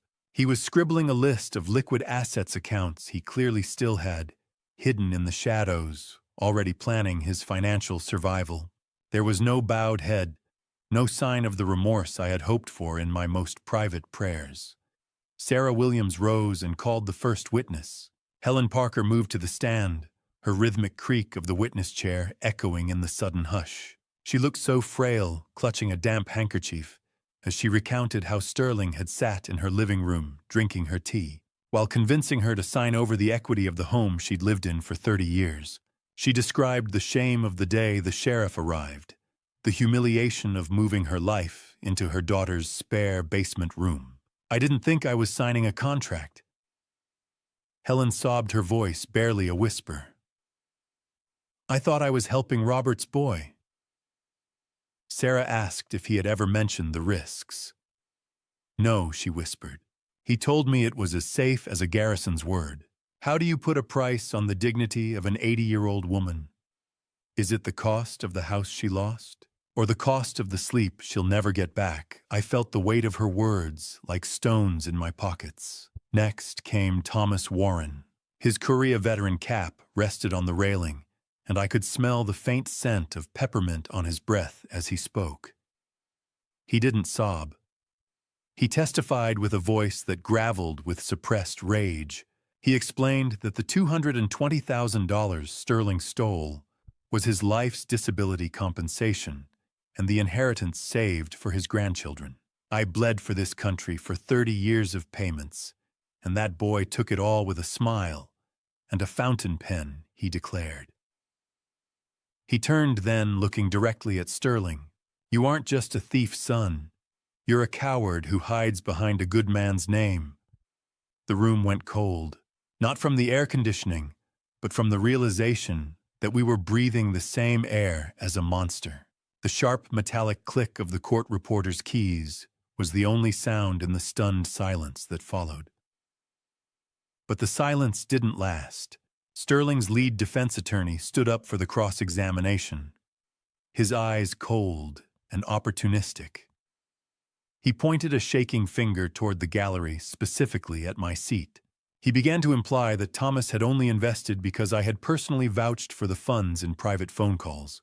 I felt the entire courtroom turn toward me as the lawyer demanded to know exactly how much I had known about my son's family business before the first dollar disappeared. The walk from the gallery to the witness stand felt like a mile of burning coals, each step a final rhythmic goodbye to the son I had tried to love for 41 years. I climbed the small wooden steps, the rhythmic sound of the court reporter's typing hitting my ears like a mechanical heartbeat. As I placed my hand on the Bible, the cold, smooth grain of the witness stand felt like the only solid thing in a world made of vapor. I swore the oath, my voice steady despite the crushing weight in my chest. I looked directly at Sterling. He was slumped in his chair, a shadow of the polished man who had arrived this morning, and he refused to meet my eyes. Sarah Williams stood, her face a mask of professional resolve. Mr. Garrison, did you ever consent to your son claiming you were a partner in these investments? She asked.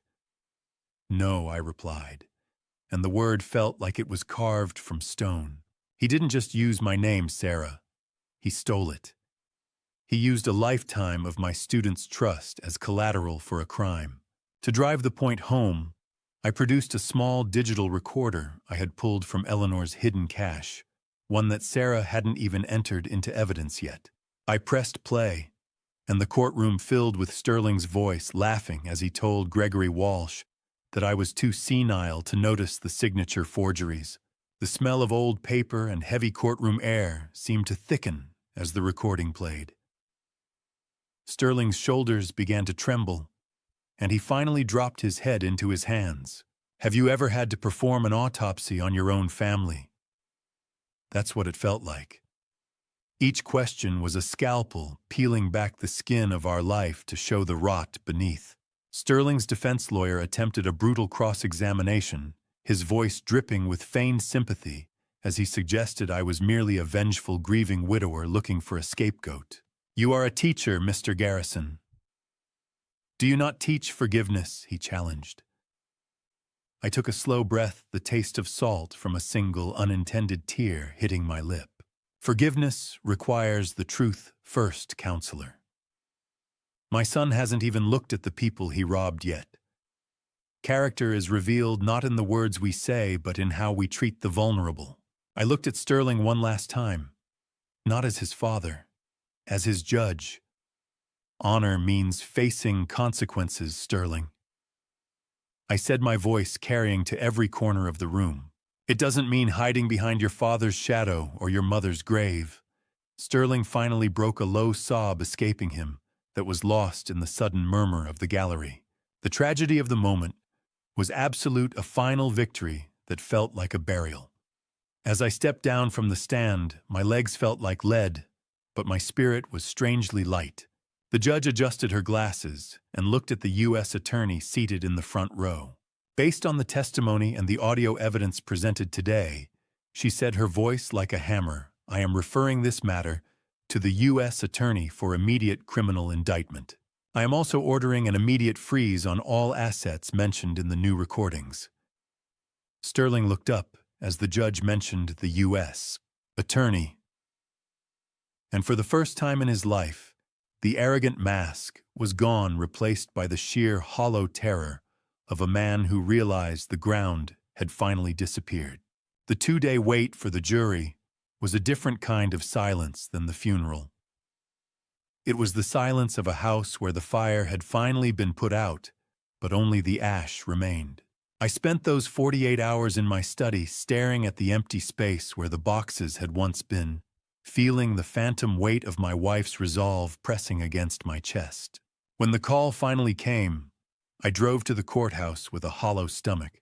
The silence of a jury returning is unlike any other. It's a pressurized vacuum that sucks the air out of the room, leaving you to drown in the rhythmic ticking of the wall clock until the foreperson clears their throat. I took my usual seat in courtroom 4B, the tactile sensation of the smooth, worn wood of the courtroom pew beneath my palms, providing a thin tether to reality. Sterling was already there, his face ashen and gray, his shoulders slumped, as if the very air in the room had become lead. As the jury filed in, I noticed a subtle professional betrayal. The moment the foreperson stood, Sterling's high-priced defense attorney leaned away, handed him a final invoice, and resigned on the spot right there in front of the judge. It was a cold signal that my son's retainers had finally run dry, and the legal vultures were already flapping away to find fresh meat. We fined for the plaintiffs in the total amount of $2.8 million. The foreperson read their voice, clear and clinical. A collective heavy intake of breath swept through the gallery. Behind me, I heard a ragged sob from Helen Parker. It's not just the money, Robert, she whispered through her tears when the judge paused for the record. He's finally been told no. Sterling didn't move. He stared at the defense table, his face a mask of gray stone, as the weight of the financial ruin was codified by the court. Have you ever seen a man realize he's no longer the architect of his own life? It's not the fear you expect. It's a sudden, terrifying stillness, like a bird realizing the sky has turned to glass. The judge adjusted her glasses, her voice cutting through the smell of floor wax and cedar wood. She formally recommended Sterling's permanent disbarment and confirmed that the U.S. attorney had issued a warrant for his arrest based on the criminal evidence I had provided. Mr. Garrison, you should expect a criminal sentence of 5 to 7 years. Take him into custody. The bailiffs moved in with a practiced, predatory speed. Click, click. The sound of those handcuffs will haunt the rest of my days. Sterling's wrists were snapped into the steel, the mechanical sound, marking the final period at the end of our family history. Dad. His voice was a small, high-pitched ghost of the boy who once asked for help with his homework, not a grown man who had systematically devoured his neighbors. He gave me one final broken look as he was led toward the back door, and I realized he wasn't looking for a pardon. He was looking for a person who no longer existed in his life. Just as the bailiffs lead him out, I noticed a man in a dark suit in the back of the room who wasn't press or law enforcement. It was Gregory Walsh's legal representative, signaling that the war between the conspirators was just moving to a different theater. I remained seated in the empty gallery long after the lights were dimmed, my hand still gripping the wooden pew, realizing that while the monster was caged, the victims were still homeless, and I was the only one left with a roof I didn't deserve. The porch of my house felt like a stranger's doorstep a week later, when a shadow I'd spent months avoiding finally knocked on the door, bringing with it the scent of rainy pavement and the heavy silence of a family in ruins. I pulled the door open to find Romilly Garrison, my daughter-in-law, standing there without her usual designer armor. Her eyes were rimmed with red, and her shoulders slumped under the weight of a reality she could no longer ignore. The smell of damp wool and cold rain clung to her, a sharp contrast to the low, persistent hum of the refrigerator in the empty house behind me. I noticed her chipped nail polish, a tiny jarring sign of her total collapse. "I didn't know Thane," she whispered, as I led her into the kitchen.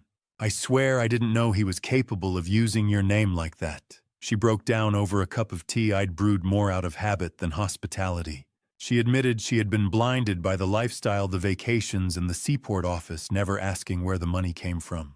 But then she dropped a detail that made the tea turn to ash in my mouth. Just days before the Globe story broke, Sterling had attempted to take out a second mortgage on this very house using another forged signature. He was ready to leave me homeless, to buy himself another month of luxury. I looked at her, seeing the raw vulnerability in her face. "I don't hate you, Romilly," I said quietly. "But Ilara needs the truth, even if it's heavy." She told me the girl was struggling, asking why her father was in a bad place and why her grandpa didn't visit anymore. I realized then that while I had won the legal battle, the family landscape was a scorched earth of collateral damage. Have you ever looked at a balance sheet and realized that your entire life's work, every mortgage payment, every saved penny, was just a rounding error in a criminal's ledger a few weeks later? Sarah Williams arrived with a court-appointed accountant. We sat in the living room, the tactile dryness of the paper spreadsheets rustling as they laid out the brutal math of restitution. The news was crushing. After liquidating Sterling's secret accounts, the cars, and the firm's remaining assets, they only had $1.2 million. "There's a shortfall of $1.5 million, Mr. Garrison," Sarah said, her voice carrying a professional sadness. "We've reached the bottom of Sterling's pockets." The ink on the paper was black. The numbers were red. My future was gray. The $3.7 million total loss meant that people like Helen Parker and Thomas Warren would remain destitute despite the victory in courtroom 4B. "So they won the case, but they still lose their lives?" I asked, my voice rising. "That's not ethics, Sarah. That's just a different kind of theft." Then the accountant pointed to a clause in the firm's structure. Because Sterling had used the Garrison name as a primary asset and forged my backing, the victim's lawyers were technically entitled to place a lien on my own house to cover the remaining debt. My son hadn't just stolen from strangers. He had legally tethered my roof to his crimes. I looked at the house Eleanor and I had built over 45 years, and for the first time, I didn't see a home. I saw a pile of lumber and brick that belonged to the people my son had robbed. The decision didn't come in a flash of lightning. It arrived in the quiet clicking of my heater, a sound I realized 20 other families might never hear again unless I turned my home into their restitution. I spent the afternoon wandering through the rooms, the smell of beeswax polish and old books following me like the scent of a life nearly finished. I stopped at the kitchen doorframe, tracing the faint pencil marks where I had measured Sterling's height every year until he turned 18. Further down there were smaller marks for Alara. My fingers lingered on the kitchen tiles Eleanor had picked out 30 years ago, her face still clear in my mind as she argued for a specific shade of Mediterranean blue. I calculated the equity with a cold academic detachment, realizing the Boston market had soared enough that the sale would cover the $1.5 million shortfall almost exactly. It's just wood and plaster. I whispered to the empty hallway, the visual of the setting sun casting long orange shadows across the living room carpet. The memories aren't in the walls.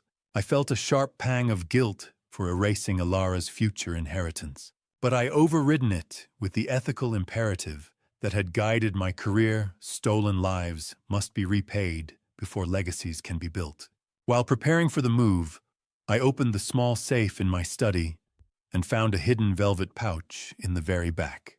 Inside was a stash of Eleanor's finest jewelry, but what stopped my heart was the stack of appraisal papers clipped to them. She had already prepared for this. My wife had planned to sell her own history to fund the fight against Sterling, if her investigation ever came to light while she was still alive. She had been ready to strip herself bare for the truth. What is a home once the family that filled it is gone? Is it a sanctuary, or just a very expensive museum of everything you've lost? I invited Sarah Williams over that evening to finalize the logistics. We sat at the cold granite kitchen island, the sound of the furnace kicking on in the basement puncturing the heavy silence. She was visibly moved, her professional mask slipping, as she warned me that at 70, starting over in a small apartment would be grueling. "You're giving up everything you have left, Mr. Garrison," she said, her voice soft. "No, Sarah," I replied, my hand steady as I reached for the documents. "I'm finally paying the debt I didn't know I owed. It's the first time I've felt like an honest man in months." The pen felt heavy. Heavier than the boxes. Heavier than the truth. I pressed the nib to the page, the sharp scratching sound of the pen on the legal document marking the end of my life as a homeowner. As I signed the listing agreement, a strange, light-headed sense of freedom washed over me. As Sarah packed her bag, she told me that the victims, led by Thomas Warren, had initially discussed refusing the restitution if it meant I lost my house. She told me she had to convince them that allowing me this act of honor was the only way I would ever find peace. I handed the signed contract to Sarah, but as she reached for her bag, she froze, her eyes glued to the evening news on the small kitchen television, where a familiar face was being escorted out of a federal building in a different city.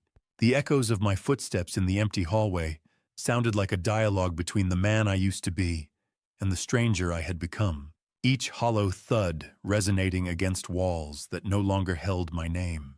I moved through the stripped rooms of the Garrison home, witnessing the pale rectangles on the walls where family photos once hung like icons of a life I thought was solid. Now those spaces were just shadows. I carried a single small box of essentials, Eleanor's letters, a few of my most worn ethics texts, and the tablet from the storage unit. I stopped at the kitchen island one last time, the cold granite a familiar anchor under my palm.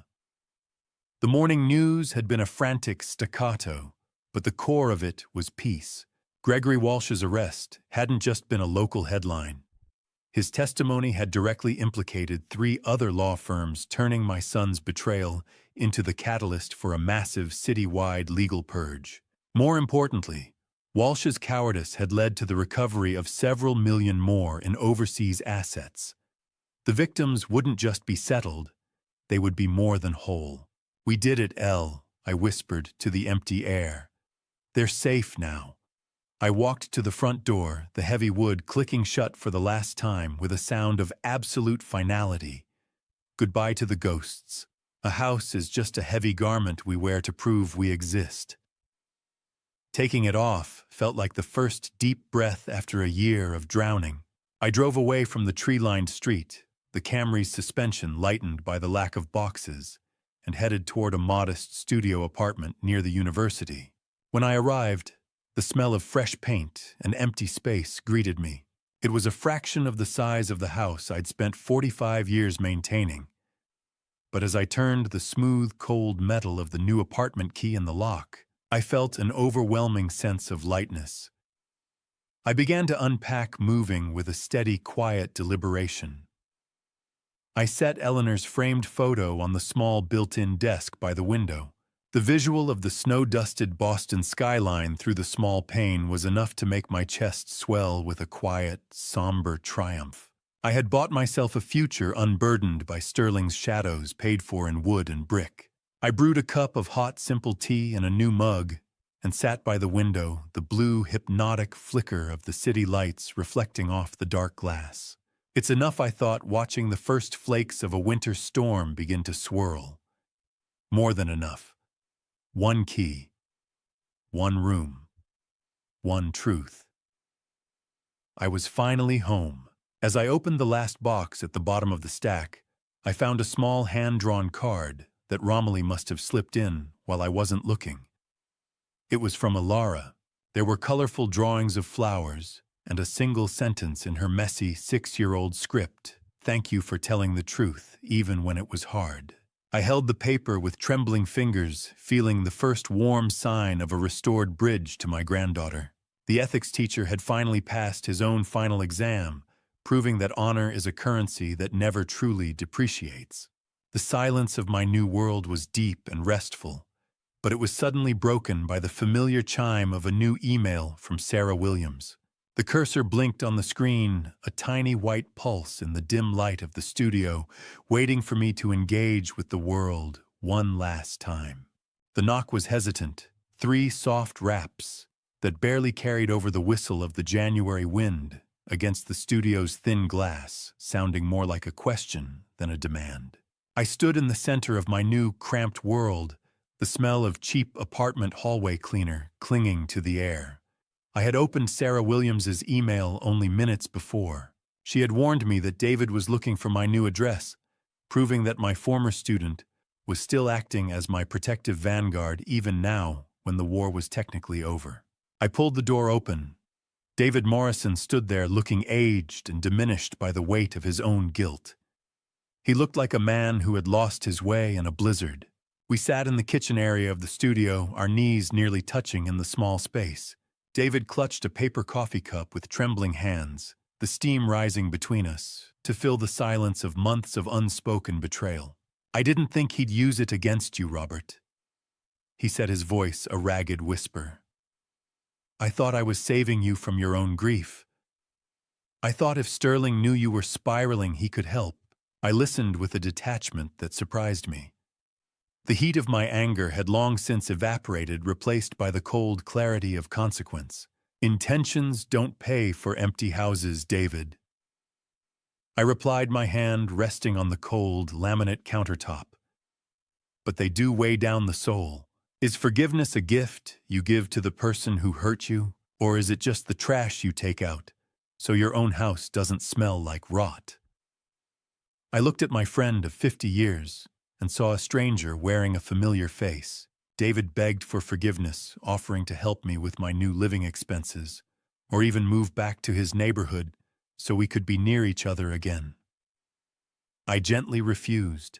This studio and the sacrifice of the house were necessary for my own moral equilibrium. I couldn't live a lie in a mansion. "Can we ever go back to how it was?" David asked, his eyes wet. "We can go forward, David. But the landscape has changed. You'll find me here, but you won't find the man you used to know." He cried, then the sound thick and ugly in the quiet room. He cried. I didn't. I had run out of tears somewhere between the storage unit and the courthouse. Just before he rose to leave, David delivered the final blow of the morning. Margaret had left him. She couldn't live with the shame of her role in the leak, or the way it had fractured our circle. Sterling's ripples were still destroying lives, even from a prison cell, proving that some poisons never truly leave the water. I walked him to the door and watched him descend the stairs, his shoulders hunched. The heavy apartment door clicked shut with a sound of absolute finality. I realized then that some bridges once burned to save a life can never be crossed again, even if the fire is out.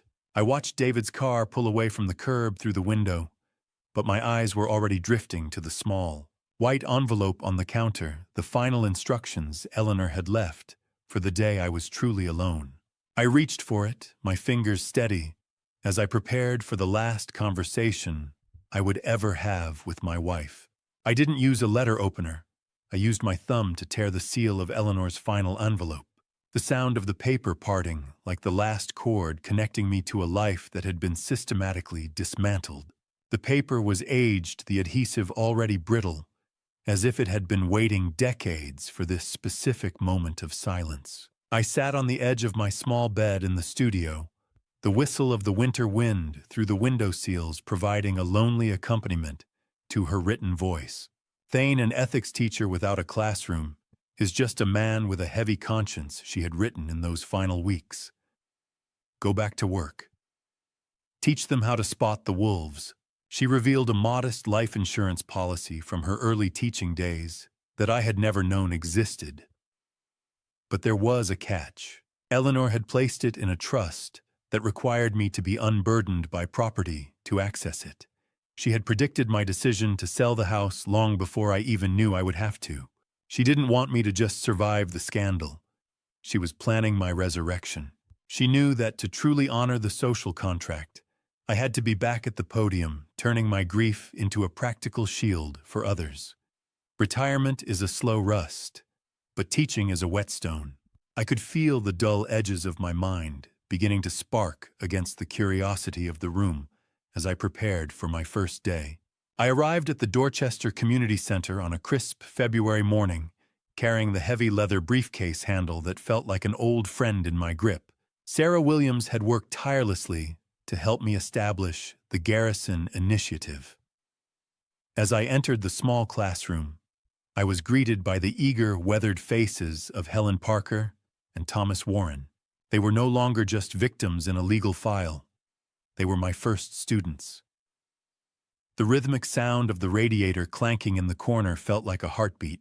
"Good morning," I said, setting my briefcase down and taking a sip of lukewarm thermos coffee. "My name is Thane Garrison, and today we're going to talk about the fine print of the social contract. It's good to have you back at the front of the room." Professor Thomas said, his voice firm and full of a new kind of respect. "You think a classroom is just four walls and a desk? No. It's a laboratory where we figure out how to live without breaking one another. It is the place where we rebuild the trust that men like my son tried to incinerate." As I began to write on the board, the dry, familiar scent of chalk dust filled my lungs, a perfume of purpose. I noticed Sarah Williams standing in the back of the room. She wasn't holding a legal pad. She was holding a stack of syllabus outlines. She wasn't there as my attorney, but as a guest lecturer, revealing that our partnership had evolved into a systemic effort to change the very state laws that had allowed Sterling to flourish for so long. We were no longer just reacting to a crime. We were building a fortress. I picked up a piece of white chalk, its dust coating my fingers like the memories of 40 years, and I realized that while Sterling was behind bars, I was the one who had finally been set free. I was no longer the father of a thief or the widower of a ghost. I was a teacher again. The community center hallway was a tunnel of flickering fluorescent light and silence until a small, familiar shadow detached itself from the vending machine alcove and called my name in a voice that trembled with more than just the winter cold. I froze my keys mid-turn in the classroom lock. Ilara, my 10-year-old granddaughter, with Eleanor's inquisitive eyes and a jawline that suggested she was already tired of being lied to, stood there clutching her backpack like a shield. The smell of damp wool and cold winter air clung to her coat, and her hands were red-chapped from the biting wind outside.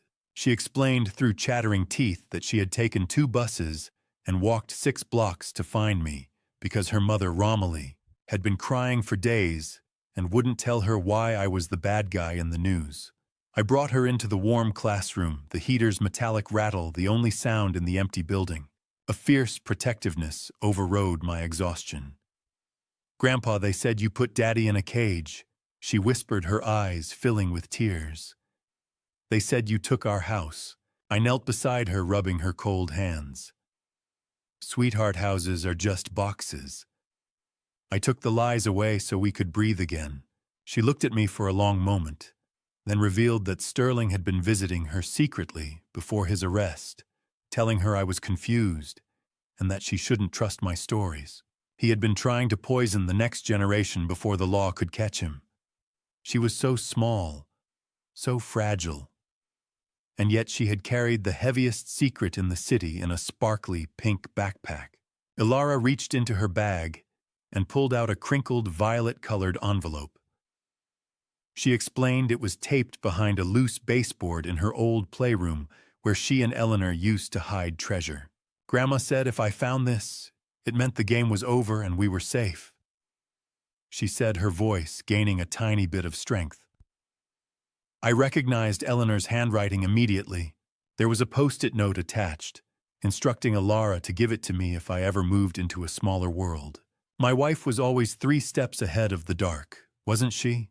Eleanor's handwriting was a bridge made of ink reaching across the grave to pull us both back from the edge of the collapse. Inside the violet envelope was a letter addressed to Ilara, but taped to the bottom of the page was a cold silver key.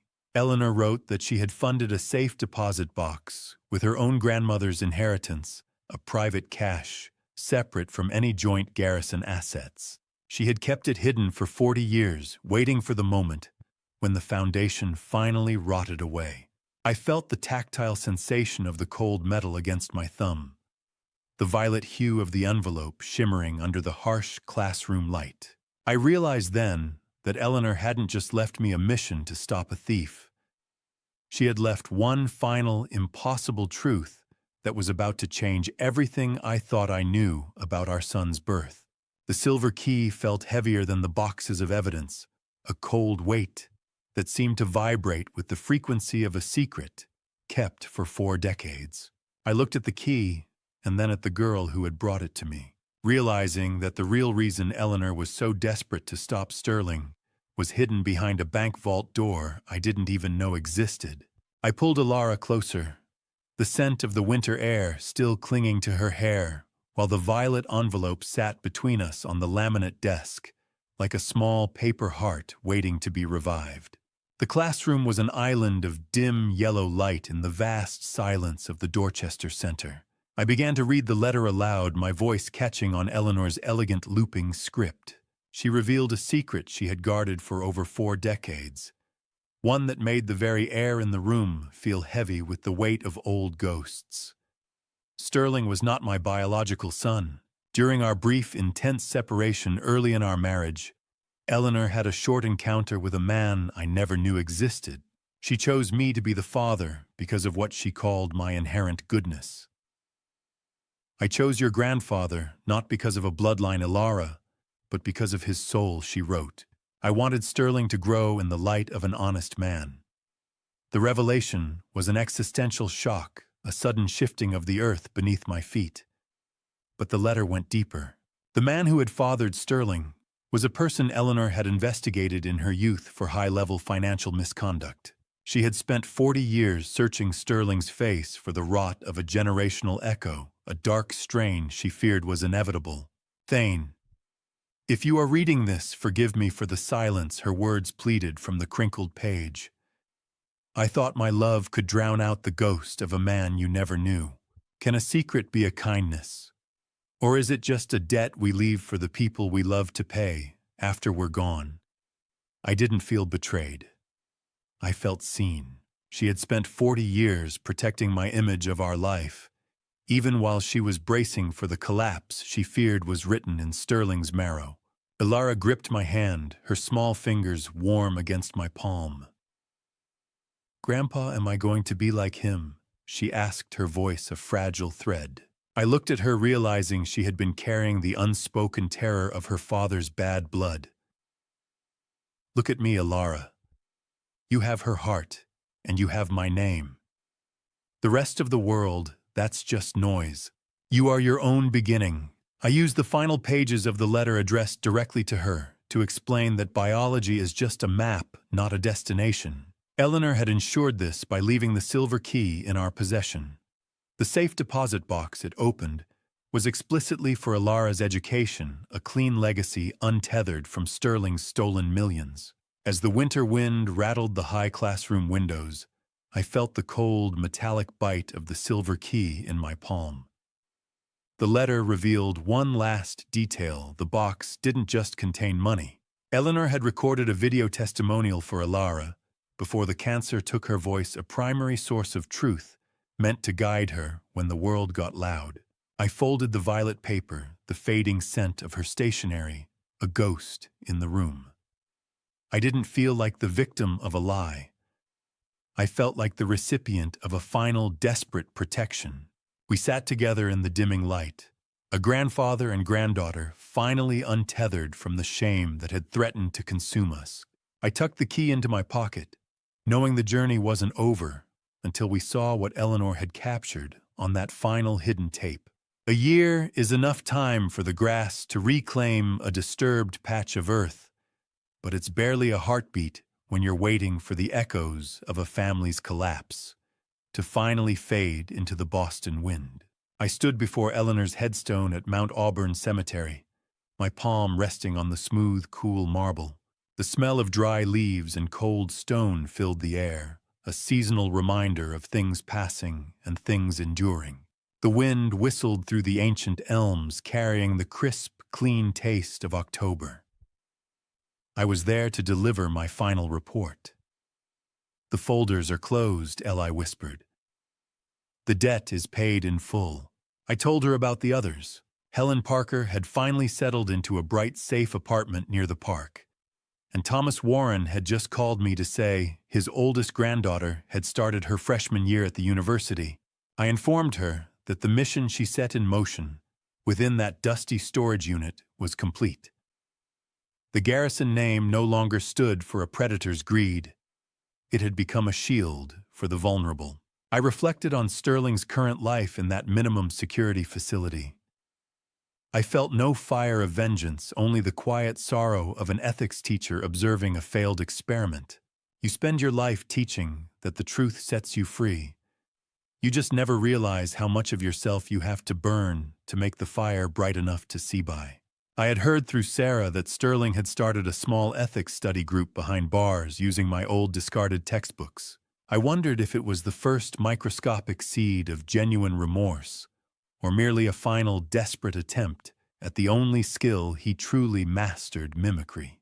Either way, the boy I raised was gone, replaced by a man who had to figure out his own soul. I thought back to the video testimonial Ilara and I had watched together after leaving the bank. The image of a vibrant, healthy Eleanor speaking from the screen was a gift I hadn't expected. She spoke to our granddaughter about the Garrison inheritance, explaining that it wasn't about the money Sterling had chased, but the courage to tell the truth when it costs everything. I finally understood why she had chosen me. By making me Sterling's father, she wasn't just hiding a secret. She was trying to give her son a soul he didn't naturally possess by surrounding him with the light of an honest man. I accept that I did my best with the years I was given, and that Alara is the true, untainted continuation of our story. Character isn't what we inherit, Ilara Eleanor had said on the tape. It's what we choose to keep when the world tries to take it away. I left the flowers. I kept the memories. I took the peace. As I turned to leave, the orange and gold Boston skyline began to glow at sunset, a city of millions that seemed a little safer now. My phone buzzed in my pocket. It was Sarah Williams. The Garrison Initiative had just been officially adopted as a state-funded program, ensuring Eleanor's truth was now codified into permanent law. I walked toward the cemetery gates, the autumn sun warm on my back. And for the first time in my 70 years, I didn't feel like a teacher with a lesson. I felt like a man who had finally learned one. As you reach the end of this journey with me, there is one lesson I hope stays with you. This family story taught me that silence can be as dangerous as betrayal. For years, I believed protecting my son meant ignoring the cracks forming inside our home. That mistake nearly destroyed many lives.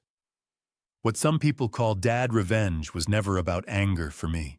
This dad revenge was about responsibility, about standing up when the people you love begin to harm others.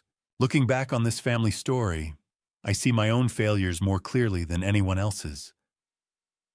I spent 40 years teaching ethics, yet I still hesitated when it mattered most. If there is advice I can give you from this family story, it is simple.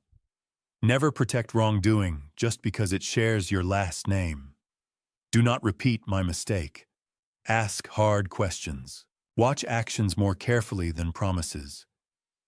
And remember that even painful choices can lead to healing when guided by conscience and faith.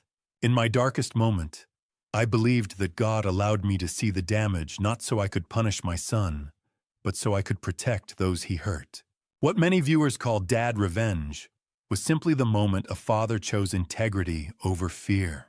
If this story made you think, share your perspective below. I would genuinely like to know, what would you have done in my place? If you feel this message could help someone else, consider sharing it and subscribing so we can continue reflecting on stories like this together. Thank you for staying with me until the very end. And please remember, parts of this narrative include dramatized elements created for reflection and education. If that style of storytelling isn't for you, feel free to choose other content that suits you better.